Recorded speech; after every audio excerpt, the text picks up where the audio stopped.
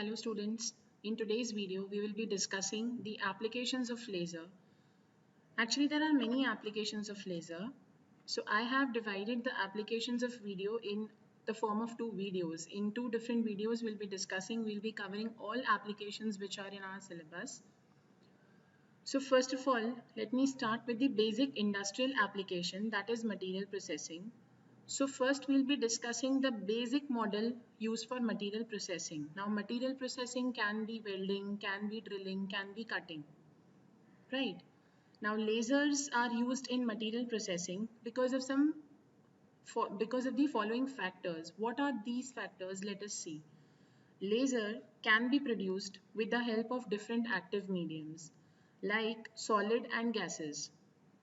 Solid lasers, we've seen an example of a ruby laser which gives us pulsating output in the form of pulses. Gases, we have seen an example of helium neon laser. Then wavelength, power and energy. Wavelength is continuous because you get coherent beam. It gives us more output, more power and energy. Mode of operation can be continuous or pulses. So depending upon the application, you can choose between solid and gaseous lasers. The variety of materials to be treated can be metals, alloys, ceramics or glasses. So laser can work on metals also, glasses also.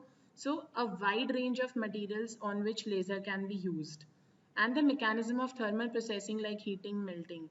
You want to heat a material, vaporization, melting. So different processes are there in industry which involve laser or which make the use of laser. So now we'll be discussing the construction part of material processing. So laser in material processing, the basic setup shown below can be used for welding, cutting, drilling and surface modifications. If there's an uneven surface, you just want to smooth a surface, then also the following setup will be used. So first point-wise we'll be seeing what the construction of material processing is, and then we'll be discussing the diagram also. So the basic assembly consists of a laser source to produce a laser beam. So you require a laser source which produces laser beam. Now this laser source can be solid or gaseous depending upon the application we need to use it. If we want to have a continuous beam of laser, we will be going for gaseous laser. If we want the output of laser in the form of pulses, we can use ruby laser. So basically, the source depends on which application we are going to use the laser beam. Then it has a shutter, same as you used to have shutter in digital cameras. In the cameras, we had a shutter. What exactly the shutter does? First of all, it controls the intensity, and secondly, it prevents your lens. So shutter is in this setup will be used to control the intensity. You also have a focusing assembly of lenses. So basically this assembly of lenses is actually protected by a shutter which also controls the intensity of the laser beam. The focusing assembly is used to give a fine beam of laser. Now we all know that laser itself is a coherent source, but to get a very fine beam of laser we use an assembly of lenses. Also, there is a window to effectively focus the laser onto the specimen. So after the laser passes through the shutter, it passes through the focusing assembly, there is a window. Temporarily the window can open and close, or how effectively you want to focus the laser on the specimen, the part window will do. Then there is also a shielding gas jet and a powder feeder. Now shielding gas jet has many applications. Why is it used? It can provide a cooling effect because whenever you focus a laser on a metal for a very longer duration, what happens? It will just melt that surface of metal.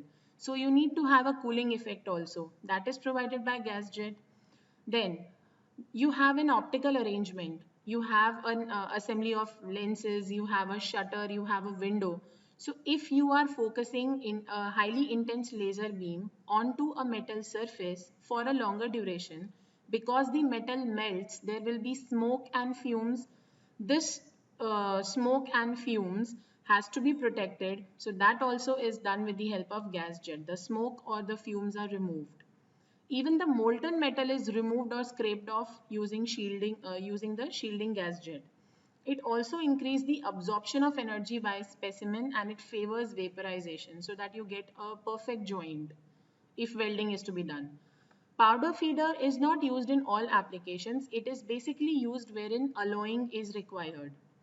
You do not require a powder feeder when you want to cut or drill a hole. Powder feeder feeds the powder whenever necessary, and different gases like argon, neon, oxygen can be used for different applications. Suppose you are using this laser onto a metal which forms an oxide very fast, which oxidizes fast. In that application, you cannot use the gas jet having oxygen. In that case, we can use any inert gas. So that also depends upon the type of metals on which laser is to be used. Now, the overall assembly. So this is the laser source. To effectively focus the laser, what is done? The laser beam is collected by a mirror, which is a perfect reflector. Instead of a partial reflector, a perfect reflector is used so that it focuses all the laser beam it collects. This is just used to increase the intensity. So this mirror passes the laser beam onto a shutter. Shutter is used to control the intensity. Through the shutter, it passes on to the assembly of lenses. This will give us a fine beam of laser. After the focusing assembly, the laser beam moves on to a window, and after the window, it is focused on the test specimen. Now, you can use this specimen in order to weld it with another metal, in order to cut the specimen, in order to drill a hole, or in order to make the surface even. Suppose there is an uneven surface, you can just scrape off, or you can just add another material, another metal through powder feeder. So different applications, but the basic, this setup remains the same. That is, from the laser source through a perfect reflector, laser beam focuses on the shutter, then the focusing assembly, then the window. There is a gas jet on one end. Gas jet is used in all types of applications, be it welding, be it cutting or drilling. But powder feeder is only used when welding or alloying is done. So this was the setup. Now let us discuss the working of basic setup we have discussed. So when the laser source is switched on, it produces a high intense laser beam that falls or strikes on the mirror. This is reflected entirely by the perfect reflecting mirror, and then it passes through the shutter. The basic role of shutter is to control intensity of the laser beam. Then this is allowed to fall on the focusing assembly. Focusing assembly is an assembly which has lenses. So this will give you a very fine beam of laser which is focused on the window.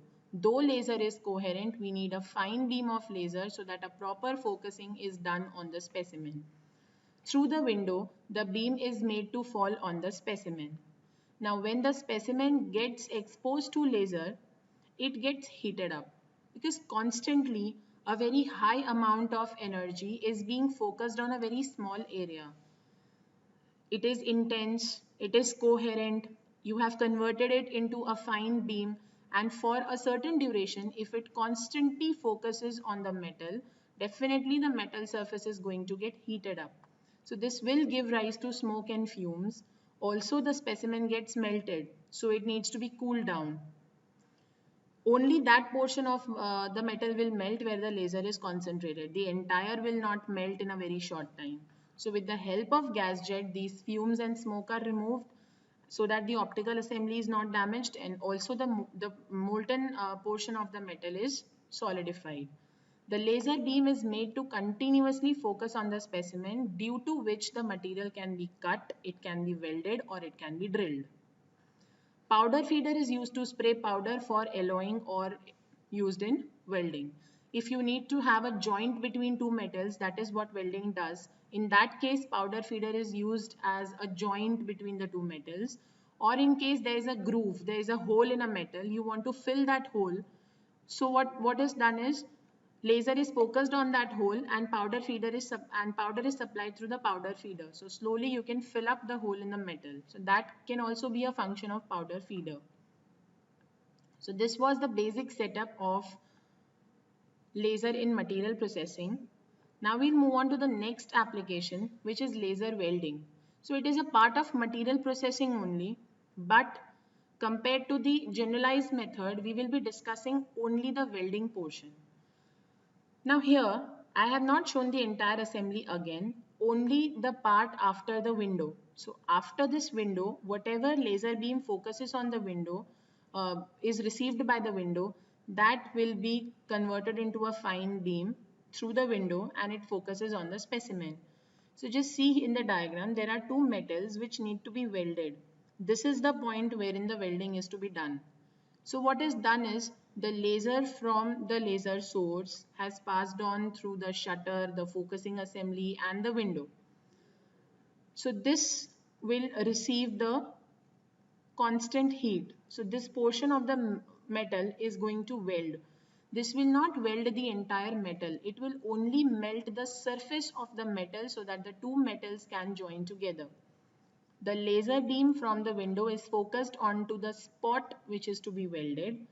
Due to the high heat generated by the laser beam, the material melts over a tiny area on which the beam is focused. So if the beam is focused on this area only, the entire metal will not melt. Only that portion of the metal will melt wherein the beam is constantly focused. As the heat produced is intense, the impurities such as oxides float on the surface of the molten metal, which can be removed by the gas jet. So if any impurities are present in the two metals, like there can be dust particles or there can be an oxide which is formed on the surface. So what happens in this case, you have a gas jet which will remove, because if there are impurities, if this portion of metal is melted, the impurities will come on the surface which can be easily removed from the gas jet. So and upon cooling we get a homogeneous solid. If the impurities or oxides are removed, the solid will be homogeneous. Homogeneous means entire surface will have the same constitution, same composition. So composition of the metal is same from one end to the other. There are no impurities present, so that will give you a perfect solid. What are the advantages and applications of this laser welding? Applications, it is used to weld thin sheets and foils, wherein you say that weld region is wider than the depth. Suppose we consider a sheet. Sheet is a surface which has a very small thickness, very less thickness. So if such sheets are to be welded, normal welding cannot be used because that will completely melt the sheet. So in that case, laser welding is used. You know, laser is known as a point welding. You can only weld at a certain point. You can only, because you can control the intensity, you can control the amount of light falling on the metal. So that is the reason sheets are welded using laser. Two dissimilar metals can also be welded. Unlike the traditional welding, you are not continuously giving heat. Instead of it, only light is focused, which leads the surface to be melted and joined. Suppose you have a machinery which is there in a glass envelope, which is completely there inside the envelope, and suppose there is a welding to be done inside the glass envelope. So in that case, you cannot use your normal, the traditional gas welding. In that case, you can use a laser welding because through a small hole, you can pass the laser into the glass envelope where exact welding is to be done. So such are the applications of laser welding. What are the advantages? Result is consistent, reliable, fast, and high productivity is achieved. It is fast because of the high intensity of laser. Narrow welds with controlled sizes are also possible. Like I said, it is known as point welding. So you can weld in small distances, and that too with size controlled. And it is a contactless process. There is no direct contact with the metal. Only the light passes onto the metal. So these were the advantages of laser welding, and this was the entire setup of laser welding. We'll be discussing the next application in the next video. Hope this was clear. Thank you.